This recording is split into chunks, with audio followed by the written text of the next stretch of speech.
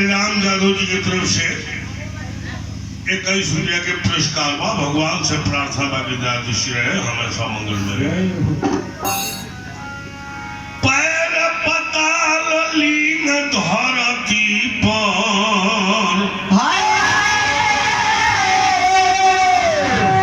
चंद्रमा शोभे लला।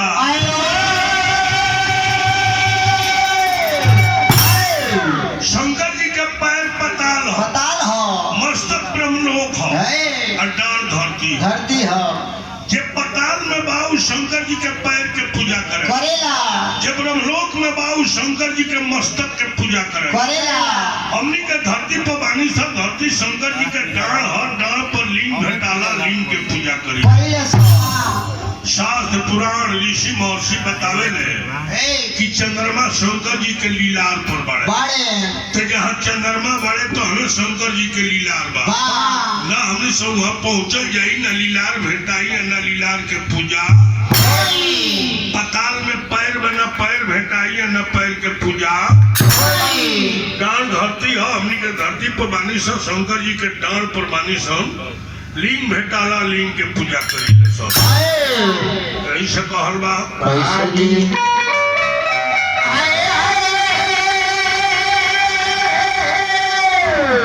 कि बेदवा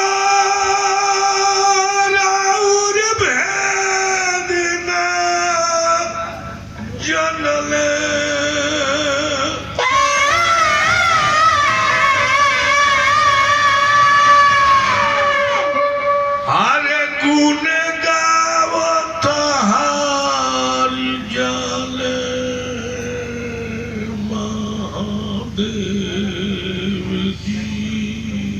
हर हर महादेव, जय शिव। भेद भिरुआ भेद के ना जलने गावते गावते हार गए।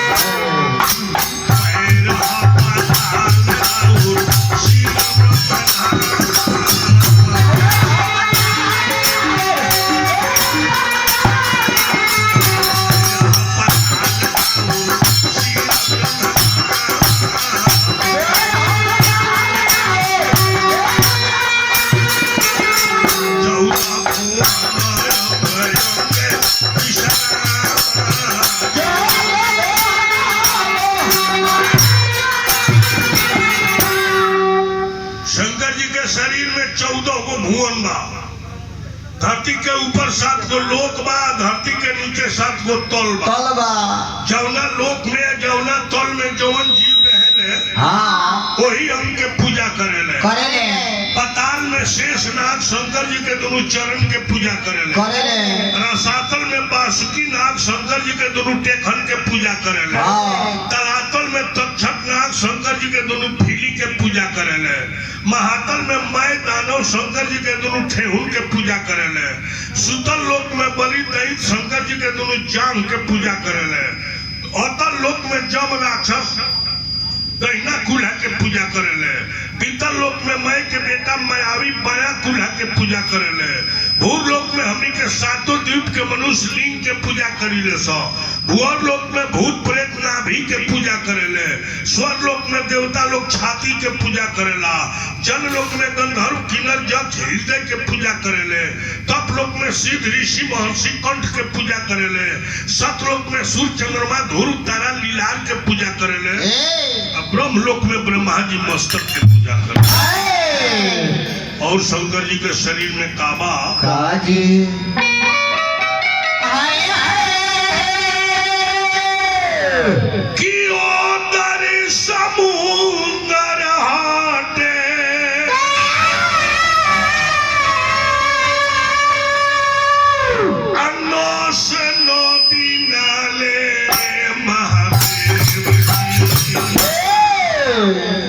महादेव का सगरो देवता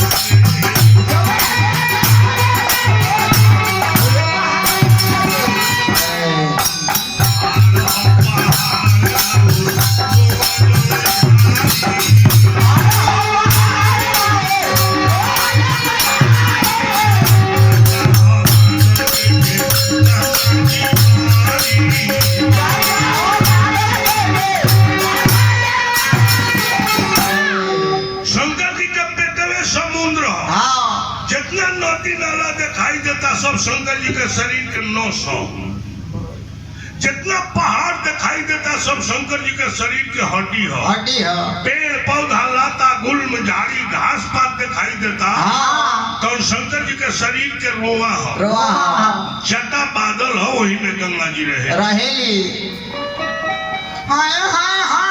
तकान 200 दिशा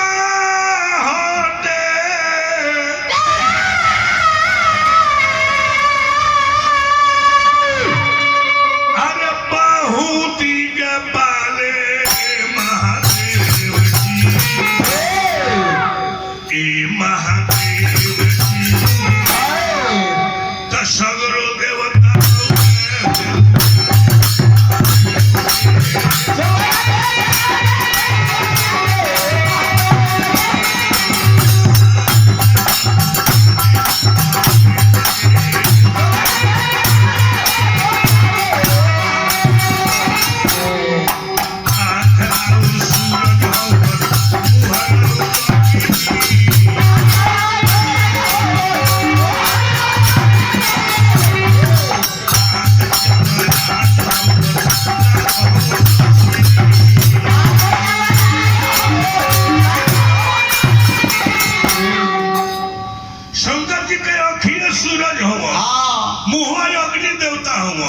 अग्नि में जितना होम करी ले सब शंकर जी के मुंह में चल जाला ऐसे अग्नि के लाते ना छुए के चाहिए अग्नि के मुंह से ना फूके के चाहिए अग्नि में अशुद्ध वस्तु ना डाले के चाहिए अग्नि शंकर जी के मुंह हुआ हाथे दबे के चाहिए शंकर जी के आँख के पलक गिर जाला तो रात हो जाला और पलक उठ जाला तो दिन हो जाला ओठ राव लोभ हमन जीभ वरुण देवता गोतेन्द्र नरक हटे सास मरुत देवता तय अहंकार शिव बुद्धि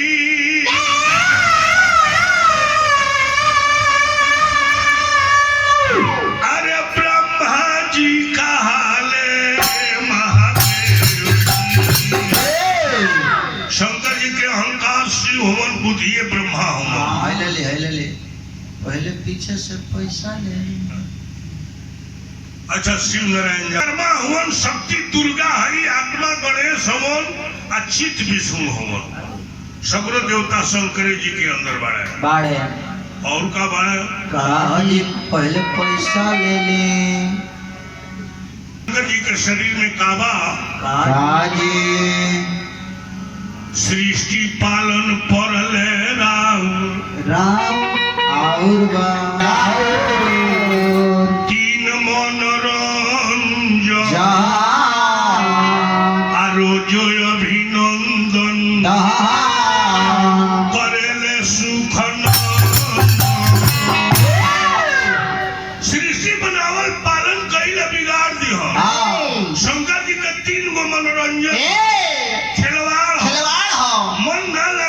सृष्टि के रचना करी दिन भर वही में खेली और सूते के मन करेला तो तीसरा आँख खोल दी दुनिया जल जला आराम से सुत रही ऐसे ब्याज जी लिख रहे बनी की जदा च देव जागृतम तदा तो जगत जब तक ले शंकर जी जागल रही ले तबे ले दुनिया रहेला ऐसे के जगत कहला जदा च शांत लयम दादा तो परलयम।